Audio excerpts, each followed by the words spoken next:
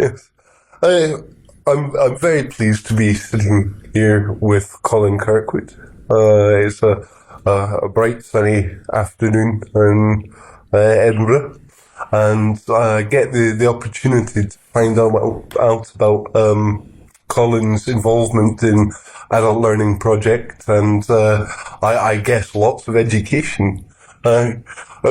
Colin, please, can you tell us a little bit about yourself? Okay. Well, I grew up in Ayrshire after the age of 10 in Falkirk. I went to a Johnson Academy, and it was there that I began to like poetry.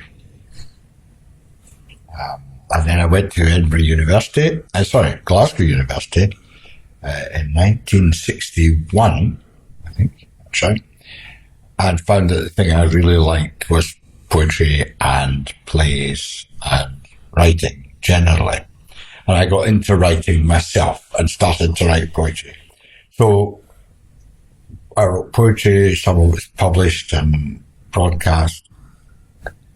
And then I think it must have been about 6, 7, 8 years later, it all just stopped dead. So that was the end of my life as an active poet, but it wasn't the end of my life as someone who loved poetry and loved reading and stuff. And I still love reading. I've always got books going on in several different rooms in the house, you know, reading this one, that one, and so on. So now I realised I had worked to earn my living, and I taught for a year in a school in Glasgow, in the east end of Glasgow, and then we thought, that's pretty awful, and I went to live in Italy. Jerry and I went to live in Italy for a year, and I taught English in Italy. And then we came back, and I think the culture was going through a very interesting transformation. In 1968-69, there were a lot of very exciting things going on in Europe and throughout the world. And people were kind of throwing off the dominance of authority and doing their own thing much more. And I remember that happening in Treviso in northeast Italy as well. Suddenly the sound of youngsters from the local secondary schools, grammar schools, marching through the streets with bands and bells ringing, and they were on strike. Sciopero, they were on strike. So the first time I'd heard about school students being on strike today. And it was very inspiring, but I was interested especially in poor people, working class communities, poor communities, people who had not much or any experience of a positive experience of education. Right? So I worked in northeast Derbyshire, in Staveley, which was a coal mining town, and learned a great deal from the people there. I was involved in starting a community newspaper, a local newspaper, written by people themselves. Mm-hmm. And that was very good. And then something called the Upper Clyde Shipyards happened. I don't know if you know about UCS. No, but I'm fiercely aware of a lot of history in Glasgow that I should be aware of, if you know what I mean. I'm aware of this void in my knowledge. Oh, okay. In the early 1970s, when Glasgow still had a lot of shipyards up and down the Clyde, you know, Greenock, Port Glasgow, up into Glasgow itself, the changes in the economic environment led to a lot of those shipyards closing, mm-hmm. and the threat to all of them. And it was announced that a bunch of shipyards in Glasgow called the Upper Clyde Shipbuilders were going to close, and the workers in these shipyards said, well, we're not going to accept this. We are going to occupy the yards and go on working. So this was not a violent movement. It was a non-violent movement, and it was not so much an oppositional movement as an affirmative movement. Okay? So we're going to go on working, and we're going to work with management. We're going to be in charge, but we're going to work with management to help the place go on working. And to cut a long story short, that attracted huge support across the community of Scotland, but also across the world. And the net result was that the British government changed its position and continued to support the UCS shipyards to work and to employ people. And that was a very important moment. Wow, really? It was a very important moment because it was about people taking charge of their own circumstances in a constructive but a very assertive way. So that influenced me immensely, and Jerry and I went back to live in Glasgow then, and I joined the Communist Party. She didn't, because she said that she'd been a member of one authoritarian organisation, i.e. the Catholic Church, for all her life. She wasn't going to join another one. So, yeah. And joining the Communist Party was a very interesting experience, not because of the structures of the Communist Party, but rather because of the idealism and devotion of the communists that I got to know, working class communists that I got to know. Yeah. And we went by choice to live in a big housing scheme in the south of Glasgow called Castlemilk, which is one of the peripheral housing schemes surrounding Glasgow. And there we started quite independently of any other organisation or of the state. Another newspaper called Castlemilk Today, and other projects, community action projects in Castlemilk, along with others. We weren't alone at all. We were along with other people living and working in the housing scheme. Yeah. We were there for 4.5 years. And so that really... And I think it was probably in Castlemilk that I first heard of the ideas and the writings of Paulo Freire. Okay, Paulo Freire, the great Brazilian adult educator. Yeah. Okay, and we began to read, I think it was probably 1974, we first learned about pedagogy of the oppressed and cultural action for freedom.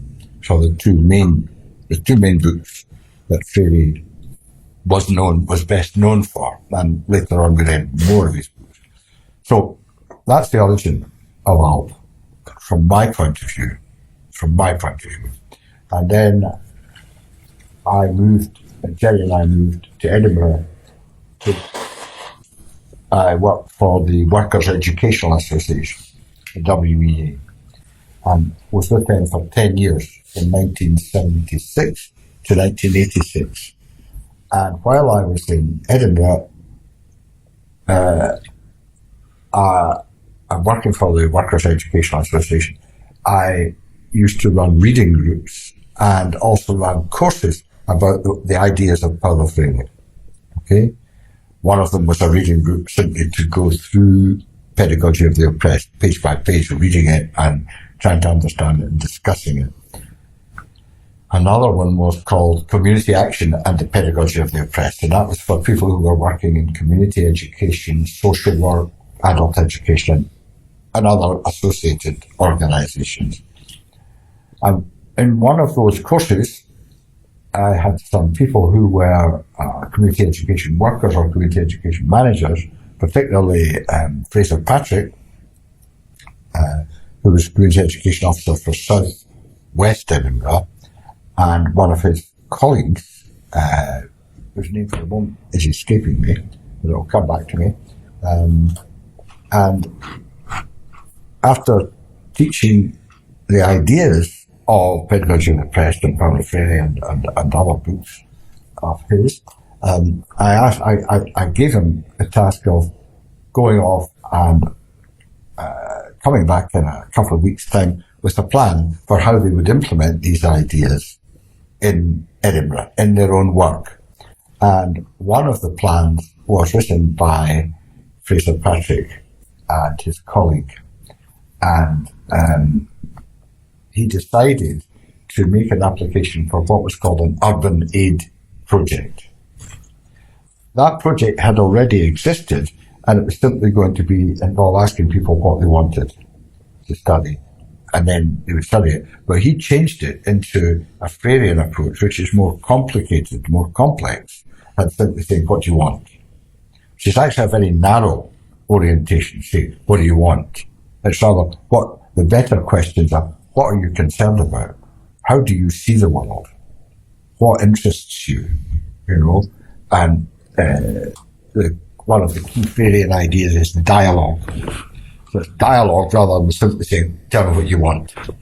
That's a very crude summary, but it will do for the time being.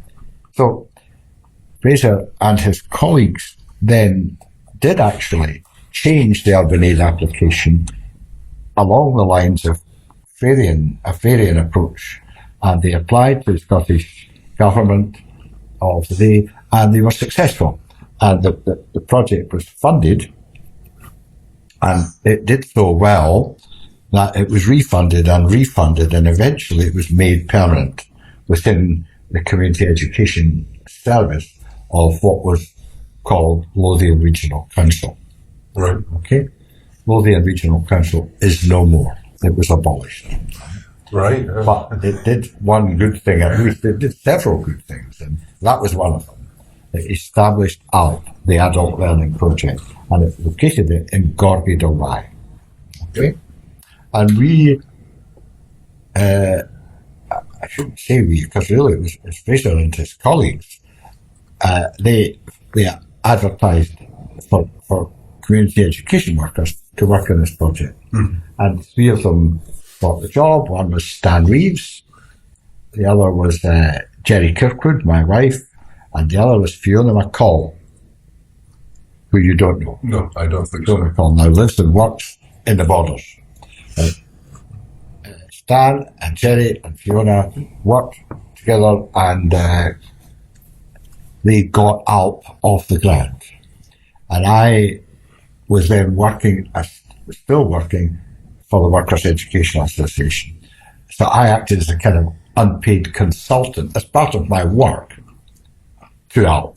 And it's a tremendously difficult job because nobody had ever organised education in this way before.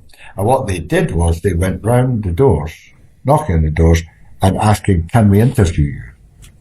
To find out what you're interested in, what your life is about, what your concerns are, and to identify with people, a bit like the way you're interviewing me just now, how they saw their world, in a grounded way, what kind of work they did, what kind of housing problems they had, what kind of view of society they had, relationships, children, parents, adults, workers, bosses, etc. All of that. And these interviews were recorded, and then the people who took part in them were invited to join decoding sessions where they were trying to make sense of these interviews and identify the themes of the interviews. Right? Yeah. And then those themes were codified, they were put into visual or auditory or musical, indeed, form. Yep. And then they had further decoding sessions to decode these codifications, right? That's how it worked. And that was the first time processes of that kind had been gone through so elaborately in Scotland, and probably also in Britain, I think.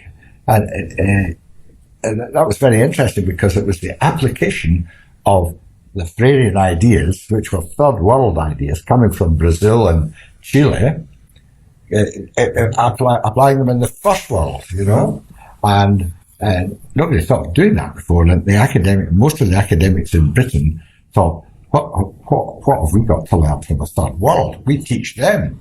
But in fact, this is nonsense. We've got a great deal to learn from the third world. And we did then especially have a great deal to learn from the third world. But that kind of colonialist mentality is very deeply embedded, that we've got nothing to learn from the third world. It's still there. It's still there.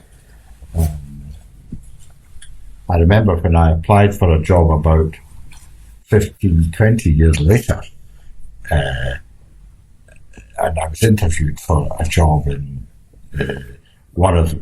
Edinburgh University. The professor asked me, what have we got to learn from third world educators like Colin? As if the implication was, we have nothing to learn from them, they should be learning from us. In fact, Latin countries such as Brazil, Argentina, Chile, all of these countries, even Latin-speaking countries in Europe, like Italy, Spain, France, Portugal, they have unbroken traditions going back to really the original classical period of Greece and Rome. Traditions involving the work of Aristotle and Plato and so on that are embedded in their thinking about education. Really? And the British tradition in education was much more impoverished than the Latin tradition in education. And that was true of Paulo Freire. If you read Paulo Freire's work, I don't know if you've had a chance to read it, but it's very intellectually developed and very impressive. So that's what happened. That's the long-term origin of the Adult Learning Project. And then the Adult Learning Project started in 1979, worked on, was eventually made mainstream, part of the Community Education Service, and the person who stayed longest with the Adult Learning Project was Stan Reeves. Yep. And Stan Reeves is a great adult educator, and also a great musician, and a great organizer, and a great innovator, a great inventor of new ways forward. That he plays the accordion. He's a great man in all sorts of ways. Stan Reeves, a good friend. Jerry left after 10 years and went into another job. Fiona left after, I think, 5 or 6 years, went into another job. But obviously, I still know all of these people. And so that's the origin of art. I could probably do with a pause right now. Yes, absolutely. Of course, it's very interesting hearing people talk about Paulo Freire. And not Freire. Oh, Freire. Thank you. I just my pronunciation of things tends to be No, it's not. You don't. It's not you. This is to do with people are not used to seeing in English. People are not used to seeing the letters E-I in that order. Yes. They're used to seeing the letters I-E. It's not always true, but invariably people pronounce it Freire. It's not Freire, it's Freire. Freire. But am I right in saying that he visited Alp at one point? Mm-hmm. Yeah. Fraser Patrick worked in Edinburgh for quite a long number of years, and then he went down to Oxfordshire and worked there.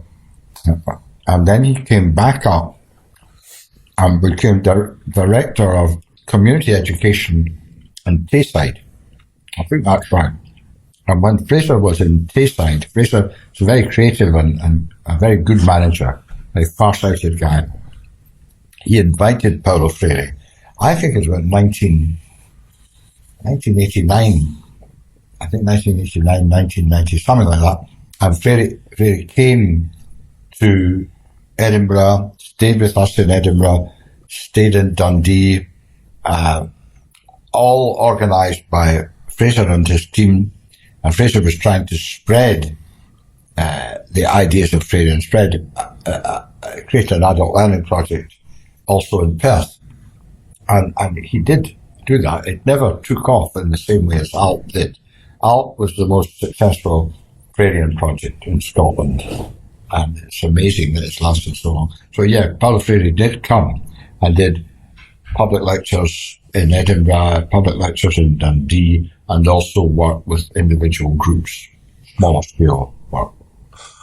It was interesting that it started with you looking for stories, the journalistic aspect. Not stories, we were looking for ideas. I think we were looking for new ways of doing things because British education had been very paternalistic and authoritarian. Right. Authoritarian, for example, in the sense that when you were at school in the 1940s and 50s and 60s, there was still physical punishment. The belt in Scotland, the cane in England. And I was belted at school. Most people were belted with a leather pause, a leather belt, usually, or sometimes made in Lochgelly pipe. And it's to the great credit of the Labour Party in Lothian region in the mid to late 1940s, I think, that they abolished the belt. And then Scotland abolished the belt completely.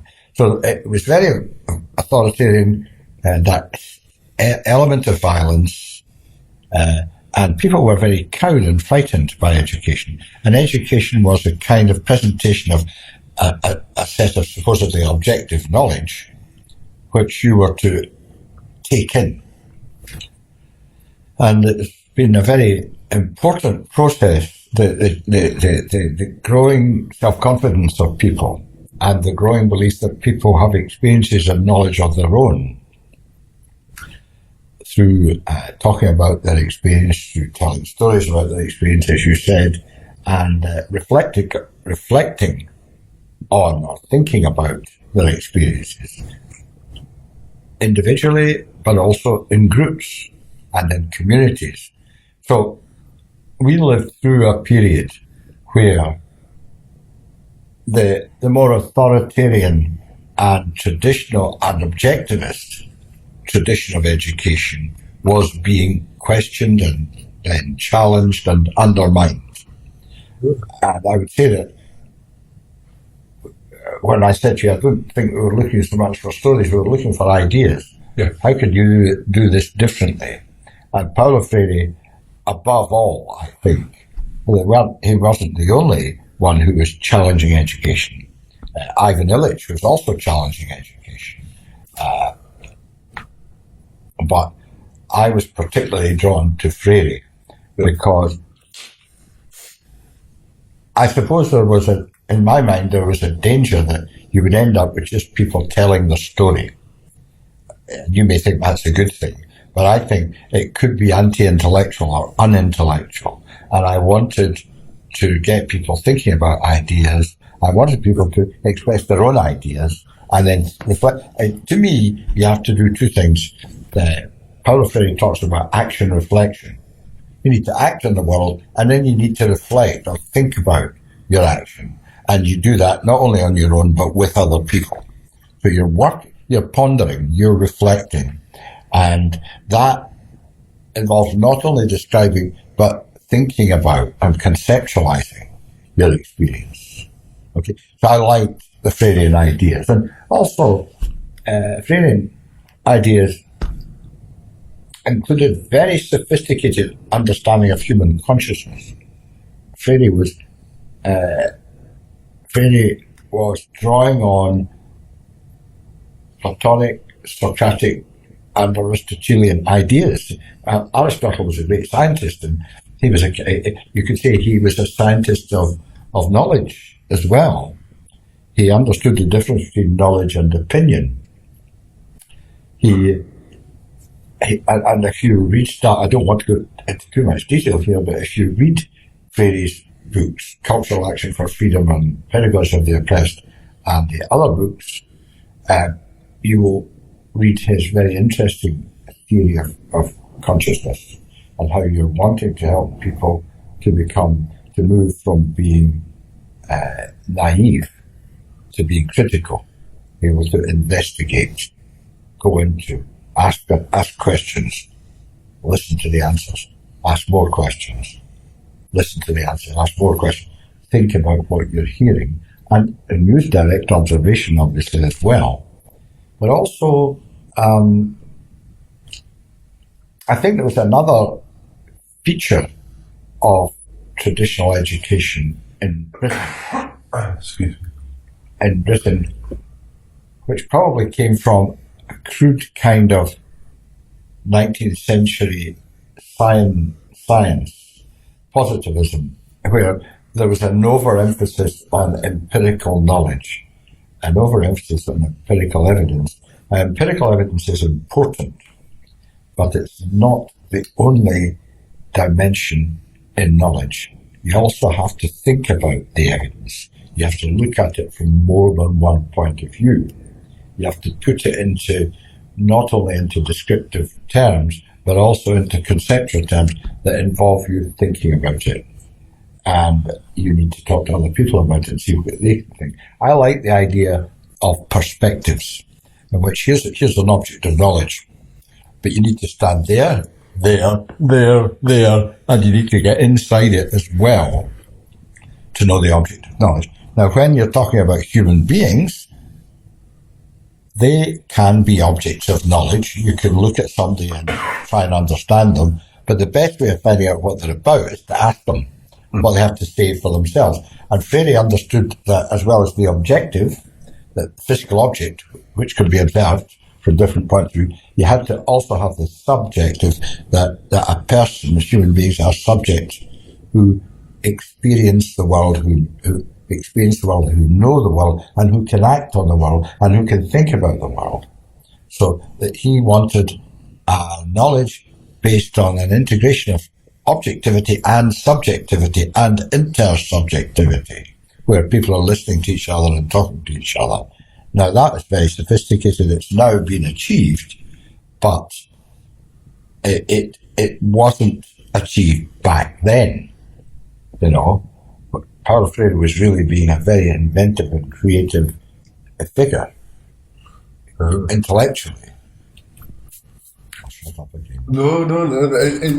It's fantastic to hear people talk about how they take his ideas and see them in reality. Mm-hmm. So I've been dipping into his work. I'm very interested in his thoughts about language, mm-hmm. and owning language, the ownership of meaning making. Mm-hmm. And as soon as one can name something, we can talk about it. Mm-hmm. And it gives us power of engagement. I'm thinking about forms of textuality, mm-hmm. in my life, and of course Paulo Freire is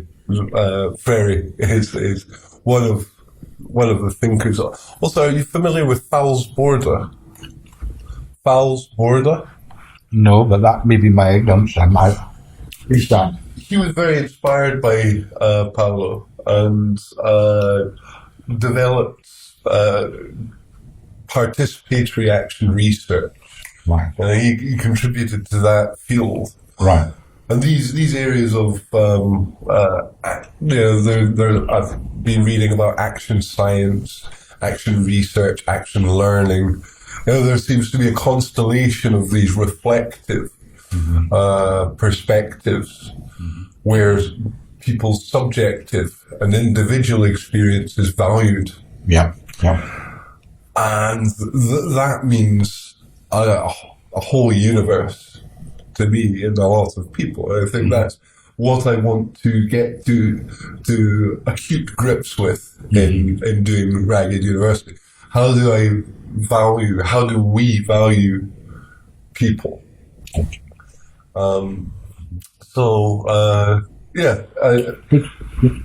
very interesting. Yeah. Yeah. Tell me, what drew you into education in the first place? What was the attraction? To get a job. I had to earn a living. I didn't inherit money, so I had to earn my living. I've always had to earn my living. I've never not earned my living. That's the first motivation. See? But I particularly, I got some good things out of my own education. And I think particularly the good things I got were an introduction to English and Scottish poetry, at school. And further, more of that at Glasgow University.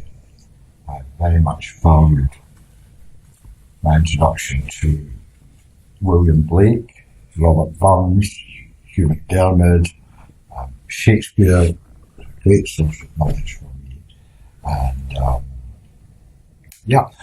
And Gerard Manley Hopkins, the Jesuit poet, the Catholic, or the Anglo-Catholic poet, and Yeats and all of that stuff, it's tremendous.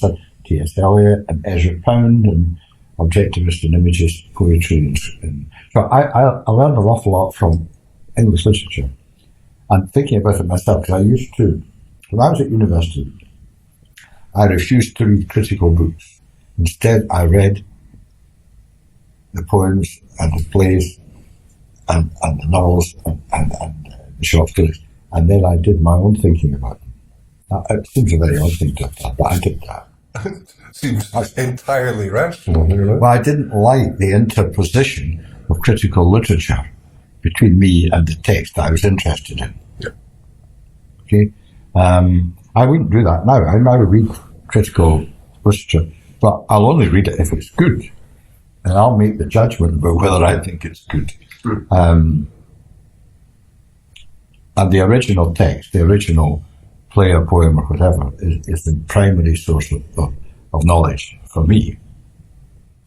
I think people don't realise how important poetry is.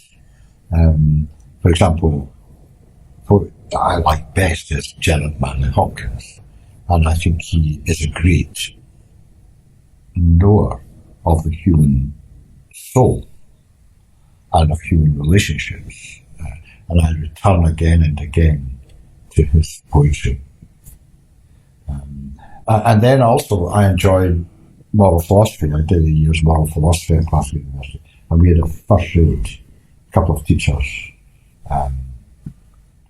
Professor McClagan, and what was his name? Was it Robin Downey? I can't remember. Anyway, we did Plato, we did a range of English philosophy as well. So,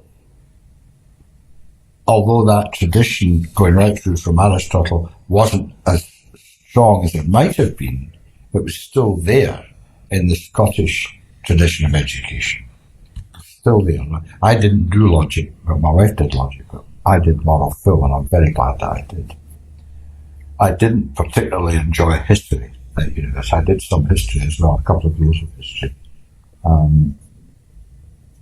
But I learned to value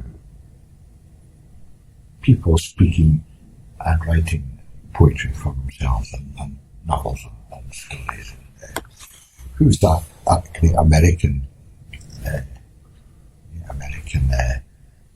playwright who wrote Death of a Salesman? Arthur Miller. Arthur Miller, yeah. Great playwright, Arthur Miller. Yeah. And in fact, in Death of a Salesman, I think, I'm not sure if it's Death of a Salesman, but I think it's the punchline is attention. Attention must finally be paid to such a person. That is, I think, one of his sons, one of the salesman's sons, says that at the end, after he's dead, after the salesman has died. Attention must finally be paid to such a person. And that's my slogan. Every human being has to be paid attention to. And eventually that led me to train as a counsellor, psychotherapist, which is what I now do. and I pay attention to people. I listen to what they've got to say, and I think about it, and I encourage them to think about it, and them to treat their own themes and issues seriously.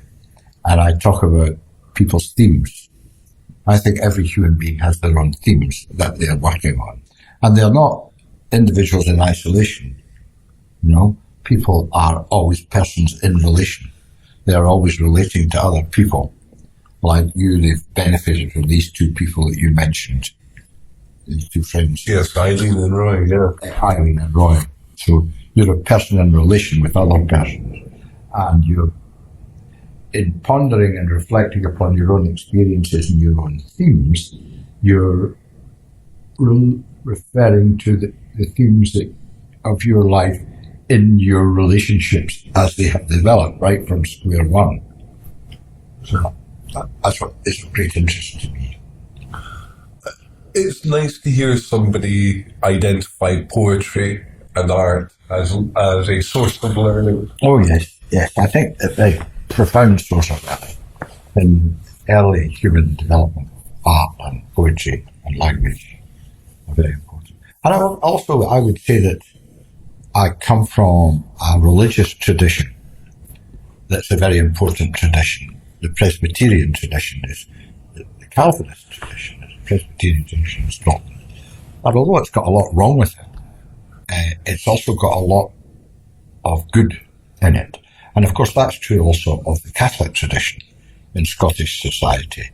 But it's got a lot wrong with it, but it's got a lot right with it. And religion, to me, is inappropriately undervalued in our contemporary society. And people misunderstand religion as if it was fundamentalism, which it isn't really. It's fundamental, but in a way that people don't understand. People need to be grounded in a way of seeing the world and in an openness to the world. And that's what religion's about. Religion's also about finding a way of life. So it's not about literally believing in the existence of a God up in the sky. That's not what it's about. So we're in a very interesting moment. You know that the tragic killings in Paris of the people who worked on Charlie Hebdo, where the cartoonists who wrote and drew Charlie Hebdo are constantly lampooning Islam, the Pope and Roman Catholicism, probably also Presbyterianism and Calvinism, everything in authority they're lampooning. And it's very sad what's going on in the world right now, because there's a misconception of religion as if it was fundamentalism. Yep. Which is being attacked, which is a right mess. I recall being told something that's always held great value for me about religion. I was reminded by Reverend Malcolm Roux. Well, who's he again? Reverend Malcolm Roux. He was ROO. REW. REW. Roux. I haven't come across him. And he ministered for the deaf. For the deaf. Yes. The deaf community. That's where you ended up at Donald. Yeah. And he reminded me, the church is the people inside the building, not the building itself. Good way of looking at it, yeah.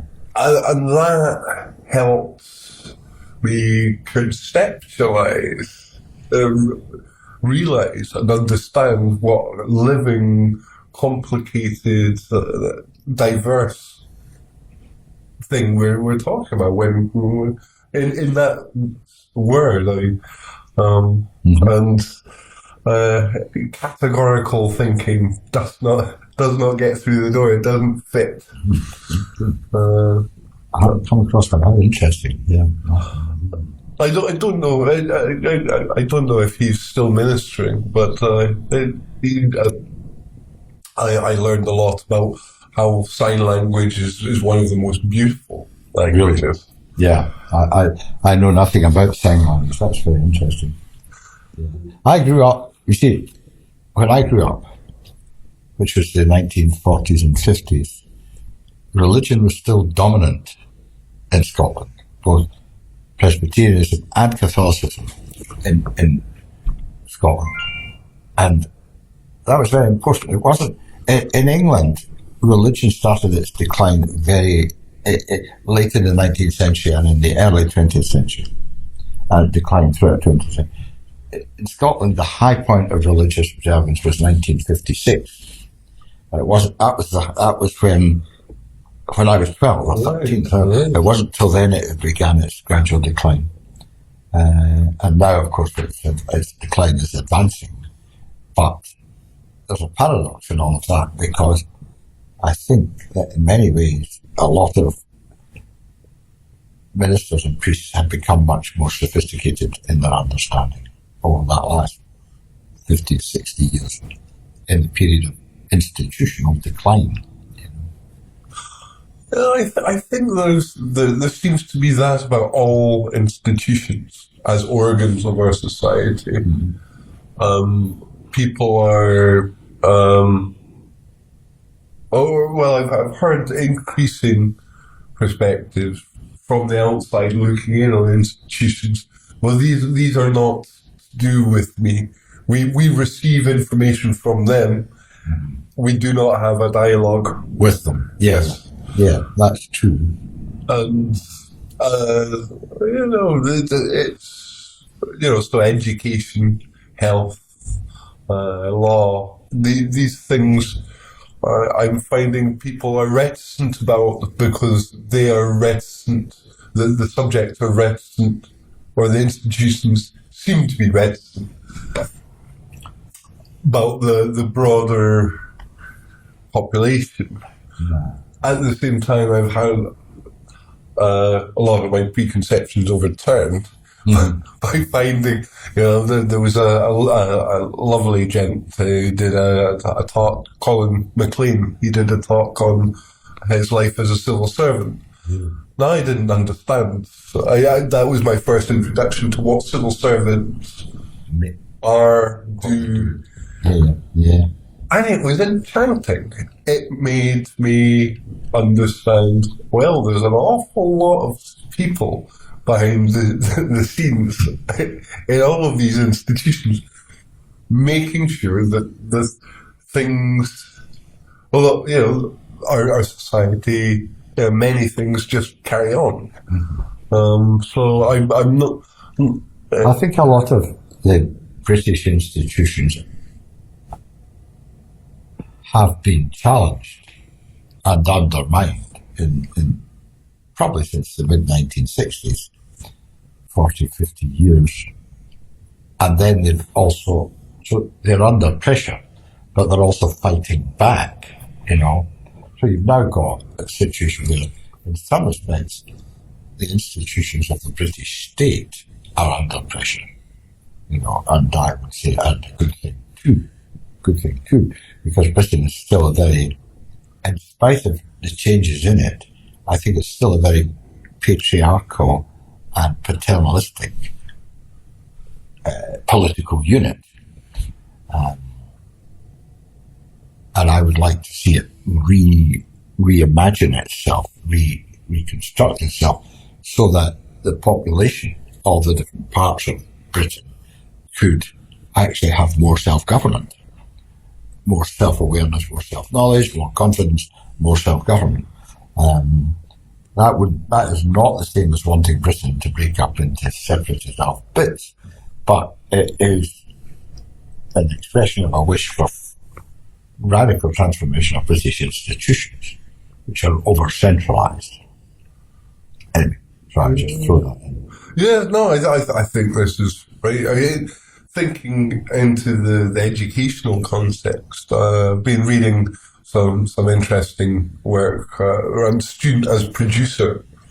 So they're listening to the students and asking students, well, what curriculum do you think is your learning trajectory? Where should we go? Mm-hmm. So there's a lot more give and take. And I'm interested in flipping that to producer as student.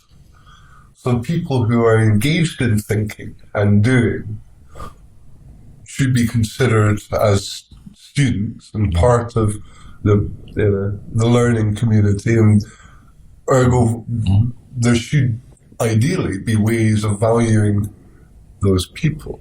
Yeah. Well, Paulo Freire, in his thinking, he argued against, he argued in favour of saying, well, on the one hand, we think here are the students or the pupils, and there are the teachers. But we should really think of the students as student teachers, and we should think of the teachers as teacher students. And you could reverse those so that everybody is a student, but everybody is also a teacher. Yeah. That's what he thought. That's what one of the elements of dialogue is. But that doesn't mean that teachers have nothing to teach. They do. Yeah. They do have knowledge. They do have expertise and knowledge that is hard won, but they're not the only ones with knowledge to give. You know? It's lovely to hear this, and my experience is that pretty much that's the dominant perspective in the interpersonal spaces. Right. In the policy spaces, there seem to be different things happening. Like, yes. Personally, the vocational educators that I've met generally are thrilled by always being on this learning trajectory. So I think I'm trying to understand how to support learning wherever it happens, whether it's in the formal context. So this is what you're about. You're wanting to support learning wherever it happens. Yeah. That's good. That's good. But I think the upper levels of some of the learning institutions, such as the big prestigious universities, are to some extent resisting that perspective. Yeah. Yeah. Still resisting it. Well, the Russell Group seems to be wanting to funnel money, funding primarily only to that Russell Group. It seems to have been mentioned a few times, and I was introduced to a line of thought by Susan Brown at University of Manchester School of Education. She talks about an elitist meritocracy, and we end up with determinisms in this rhetoric of, well, the Edinburgh University as one example of many universities as a part of the Russell Group get the funding and they allocate places for the people who can't necessarily afford it, but because of the opportunities or lack of opportunities for a lot of people, you have something that self-fulfills. People who are well resourced get well educated, and so this is not the same as providing educational opportunity and resource and environments for everybody and lifting everybody. I do agree that everybody can actually learn anything given the right circumstances. That's my theory. Right. Okay. Well, certainly, I think that there's been a reaction away from the idea of learning for all, in favour of the idea of, in practice, that the better resourced you are, and the better you are as a student, and the better you perform, the more resources you'll get. And I think that's very unfortunate. I think the overemphasis on research and the underemphasis on professional education is a good example of that. But it'll turn. I mean, they can't keep it up indefinitely, because in the end, if they go too far down the road of overemphasizing research, they'll end up not having anybody to teach the professional education that's needed. Because to know all the research, but to know none of how you do the work, is going to leave you really unable to staff the teaching of how to do the work. Yeah, that's right. At the moment, there's an overemphasis on research, I think. I'd like to know your thoughts on encounters with bureaucracies. Because, of course, setting up anything, any group, could be a book group or whatever, can get pretty complicated these days. But in what you've done, throughout your life in different educational contexts, what are your experiences of bureaucracies? Have they facilitated what you've been trying to do? Or? Well, I think I've probably chosen not to go up the bureaucratic hierarchies in my life. I think that is true.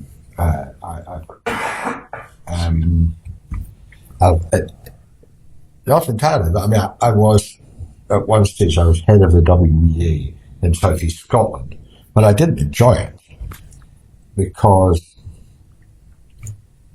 you could hardly call the Workers' Educational Association a bureaucratic organisation. It's a very small organisation. But you're getting more and more into the realms of policy making, which is often quite detached from the real world of practice. And probably in the 70s, an idea took over that small-scale local democracy was inefficient. And maybe even in the later 60s, where you read a book like The Devolution of Power by John Mackintosh, famous John Mackintosh, who was professor at Strathclyde University and then became a Labour MP. Now, Mackintosh says in The Devolution of Power that democracy is now in decline.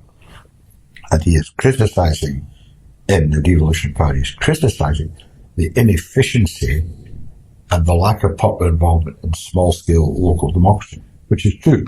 There were little towns like Salters, Stevenson, Russell, Ayr, Prestwick, and so on, which had local councils, and people were increasingly not voting.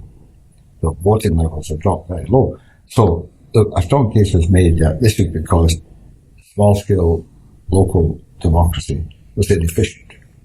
So I think in Scotland in particular, they adopted a plan to the bureaucracies at a very senior level and the politicians and the researchers adopted a plan to sweep away local democracy and replace it by large-scale units of government. So you had in Scotland a lot of the local councils, local town councils, local urban councils, and local county councils were simply abolished, and they were replaced by things like Highland Region, Strathclyde Region, Lothian Region, Tayside Region, etc., Central Region.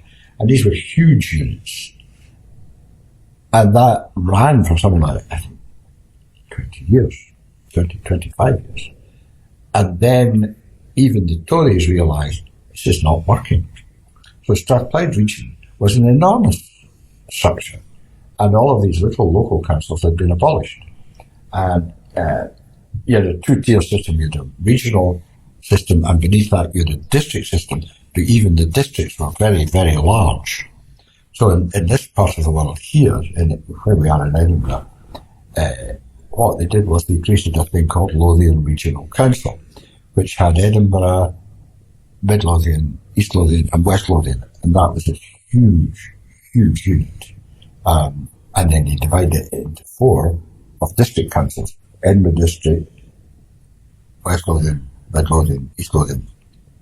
And that wasn't as bad as in some parts of the country, like Strathclyde, like Highland. We still have this massive unit called Highland Region, which I think is ridiculous. I think it's undemocratic, and it is based on a notion that large-scale units work best and for administration and for various services like education, police, health, and social care, and so on. I don't think it's true. I think that's an error. But the thinking behind this is the idea of society as a rational machine. Okay, so what that did was to push centres of power further and further away from where people actually live and actually work. And it created greater alienation. And that is a process that's still going on in our society, the distancing of power from the population. But I think we've got to reverse that. I think that's been dangerous and anti-democratic. Democracy is not perfect. Democracy is very imperfect, but it's better than most other systems, imperfect and all as it is. So I would like to see a return to much smaller scale units. And the same thing is applied in economics, of course, as well. You've got this process of larger and larger units who operate in a world where takeovers happen and where they sell huge chunks to each other. And I don't like that kind of economics. So I'm trying to answer your question about bureaucracy. I think there is a lot of bureaucracy. Bureaucracy isn't always bad, but in the last 50 years, 60 years, there has been this belief in society as a rational machine, which has gone for larger and larger units, and that tends to create elaborate hierarchies. A lot of people making big policy decisions far away from where the people who actually have to live through this experience, far away from where they are. So people are effectively excluded from real decision making. I think that's what's going on in Britain at the moment. People are very discontented with this, but they're not. I don't think they really realise what it is they're annoyed about. I think the recent referendum was very interesting because in Scotland, although I voted yes, I'm not in favour of independence. I don't want Scotland to separate itself from England, but I do want far more self-government, and that means smaller and smaller units. Yeah. And it's very interesting. People say that, the poll tax was experimentally tried in Scotland. That's what Thatcher did. She tried the poll tax in Scotland as a kind of dummy run, and the population rose up against it. And I think that in Scotland, people want more self-government. I don't think they want to separate from England. They don't want to, but they do want more self-government. That's why 98% of the population got themselves on the electoral register, because they cared about it both ways. They're basically saying, we want self-government, but we don't want independence from England. And I think what has happened in England is that, they never applied to England the same degree of large-scale regionalisation that they applied to Scotland. It wasn't only the poll tax that was trialled in Scotland. Regionalisation was trialled in Scotland, and regionalisation failed. But there has still not been an acknowledgement, an open and reflective acknowledgement of its complete failure. Otherwise, we wouldn't any longer have this farcical thing called Highland Region. See, there's very little local government in Scotland, still. Mm-hmm. Very little. I grew up in the towns in the Ayrshire coast, where every single little town had its own town council or district council. They don't have that any longer. And on the whole, with some exceptions, those little towns have declined. They're in a terrible state. A good example of that is Ayr, town of Ayr. Used to be a wonderful, rather beautiful, and a very efficiently run town, with its own town council. Now it's a dump. And that's the result of the laws of local self-government. Well, Carried away there. no, these are such important things to hear. The issue is it's not so much bureaucracy, as one of scale. It's the assumption, the wrongful assumption, that you can best run things while keeping the population out of it. Yeah. Yes. We have to watch our time. Yes. About 10 minutes, I think we'll have to wind up. I'm very interested in social capital research. It's something that, along with lots of other things I'm reading. Okay. And part of that was, are you familiar with this stuff? I know the idea of social capital and cultural capital. One of the more popular or famous commentators, Robert Putnam, was doing studies in North Italy, I think, and in the United States, looking at groups, networks, associations between people. Mm-hmm. And one of the things he suggests is that where there's more social capital, could be knitting groups, it could be small town councils, it could be football, sports groups, learning communities, that the local government, interestingly, runs more efficiently. For a long time, I'm told that it was that his studies in local government were very backwater, and it was a sedate subject, not very sexy. Right. But after his work, Bowling Alone became very looked at. It got a lot of people talking about social capital and the importance of it. It sounds maybe there's, I suppose, involvement in processes that and in landscapes. I'm interested in the community empowerment bill that's coming through. Is that in the Scottish Parliament or? Scottish Parliament, yes. Right, okay. Where we will be able to look at a piece of dead ground, for example, where maybe rubbish gets tipped or whatever. Ask the council what's happening with that. And if nothing's happening with it, can we plant potatoes or carrots or whatever? Mm-hmm. But it's suggested as a democratization of the government processes. Mm-hmm. So I think, in my mind, to keep this brief because I do have to finish. Yeah. I think the idea of social capital is an interesting one, but it's also oddly expressed. I'll see what I mean by that. And likewise, the idea of cultural capital is an interesting idea, but again, oddly expressed. And it's oddly expressed in this sense that we're using the word capital as the noun here. So, capital, actually, the word capital means the accumulation of large quantities of money or money-related resources that can be mobilized in the world. And I feel like, why call that capital? Why call it capital? I don't understand. Well, I do understand. It's because of the dominance of the power of finance in our culture. yes. That's the reason for using the term social capital or cultural capital. And I'd like to find another way of doing that. What I think we're really talking about here is the direct involvement of ordinary people in doing things, in running things, in making things happen, and in taking responsibility. That's what I prefer to call it.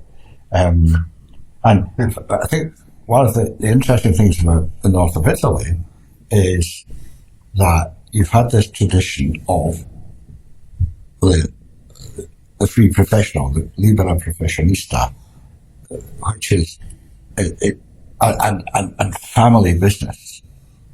So that where in Britain, because of this love of large scaleness, all the little family businesses have gone out of business, or many of them have gone out of business. that's caused by the emphasis on a very large scale. In the north of Italy, family business is a very respectable way of working. You can have a sweet shop run by a family and run very dynamically. In fact, I know one in Treviso. You can have all sorts of other businesses. Now, the trouble is, this idea of small-scale local enterprise run by families has got into the hands of quite right-wing people in Italy. So actually, the Northern League, which was quite dominant and still is fairly influential in Northern Italy, is a right-wing and really quite xenophobic movement. So you got to watch who you're supping with when you get into these ideas. And you see, I think the other dominant idea that as well as large scale, the overemphasis on the large scale, and the overemphasis on capital and financial dimensions, is that people, the basic dominant value in our society is becoming very rich. That's what it's all about. And that's very harmful. That's extremely harmful. And because it means that people's motivation, because people are influenced by these dominant ideas, they go in their ears, they go in their eyes, and they say, oh yeah, that's what I want to be very, very rich. Well, we can't all be very, very rich. It's not a good idea. What we need is a job, responsibility, a chance to put in your tuppence worth and influence outcomes and make things happen. And I think the ideal period in British history, the best period has been the later 1940s, 1950s, and the first part of the 1960s. That was a golden age. And the reason it was a golden age was because there was still a lot of local democracy and everybody had a job. That's the importance of that era. It is at first and possibly the only period in British history where everybody had a job, everybody had social security, but for the first time there was a National Health Service, which rightly was organised on a large scale, okay, and pensions for all, free health care for all, but above all, work for all.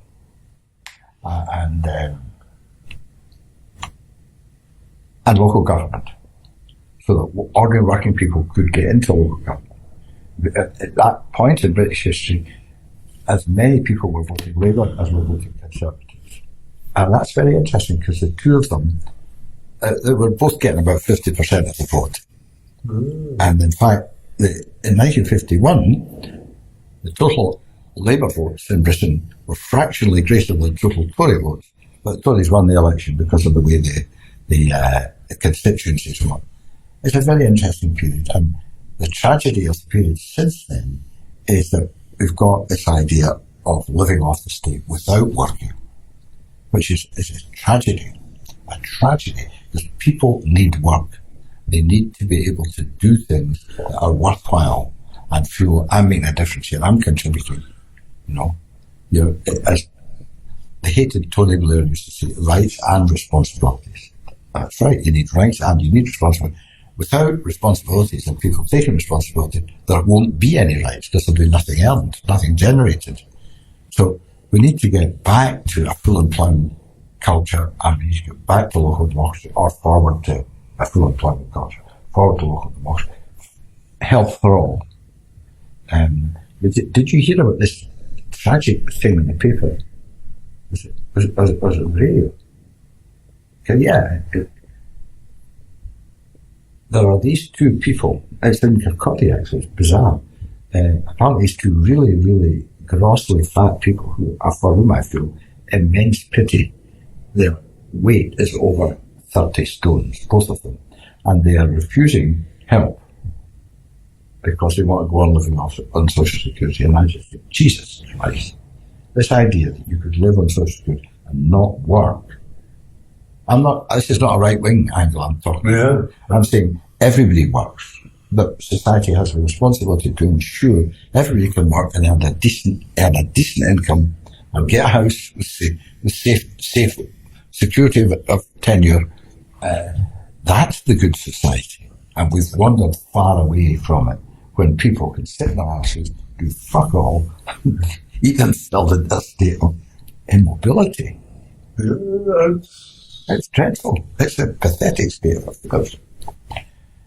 And I have a friend who himself got very, very fat as a surgeon, and he actually said, right, I'm going to die if I don't do something with this. And he got his stomach tied, and he started on an exercise regime every day, and he got himself down from 28 stone to 16 stone. Very Fantastic. Yeah, that's Brilliant.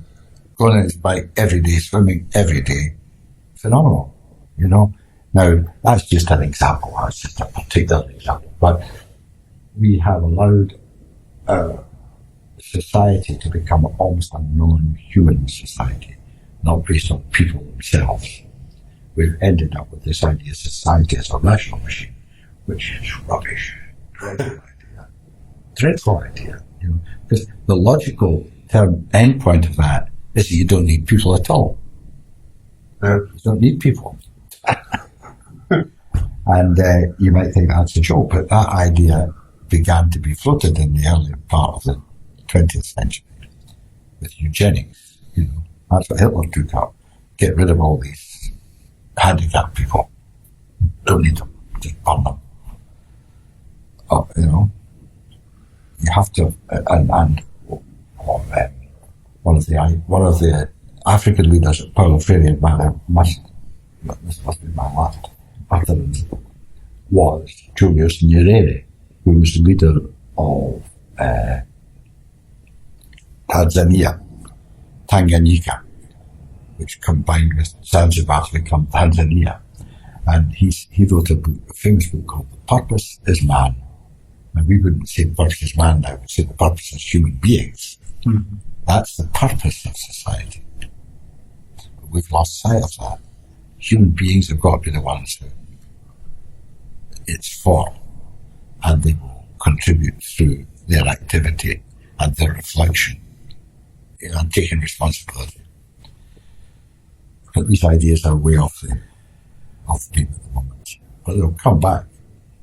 Well, Colin, thank you very much for sharing these ideas today. Okay. And I know that a lot of people will enjoy listening to our conversation. Okay, let's hope I have not said something inappropriate. Anyway, there we go. Okay, right. Thank you.